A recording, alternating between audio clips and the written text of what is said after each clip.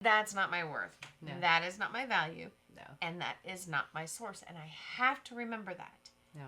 And as long as I keep my eyes, Elsewhere. it seems like everything else falls into place. It really takes care does. of. It does the things. Yeah. It really does. Okay. I want to be more on top of my money. Mm-hmm.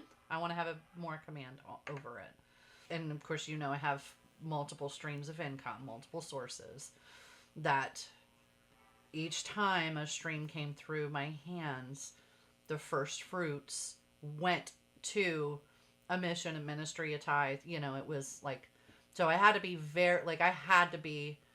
very knowledgeable of exactly what was coming through and when it was coming through, because I did not want to, I was trying to avoid this. And it started with a particular ministry that I was supporting. And the kid said, you can just set it up for automatic giving. And I was like, I don't want to set it and forget it. I don't want to forget that I'm giving to God. Right. And so that was like, it was like one of the first moments or whatever during that time when I was fasting and giving the first fruits of my prayers to God. I was like, I want to be intentional about the first fruits of my money. So I don't do automatic giving.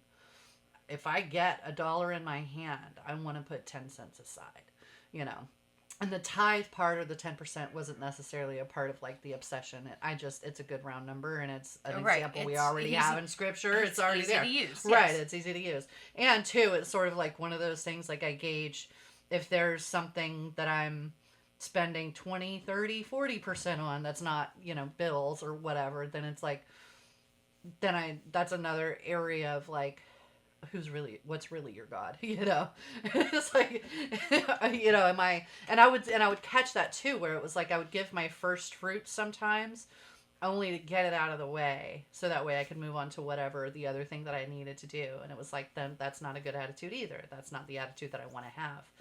So all last year, while God was teaching me through first fruits, I had then become unintentionally more intentional about my money. And it was my best year yet. And what was funny is I had started that first fruits fasting in February.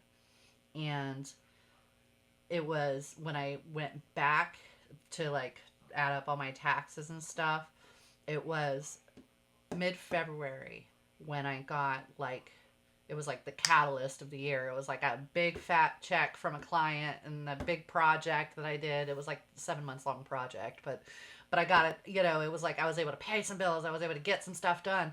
And that really was like, it was like the kickoff to a really great year. I had this client, that client, and, just a lot coming in. So that lesson, or that intentionality of practicing the first fruits first in my fasting and prayers, and then more intentional with my money, it felt really good to have a better grip on that.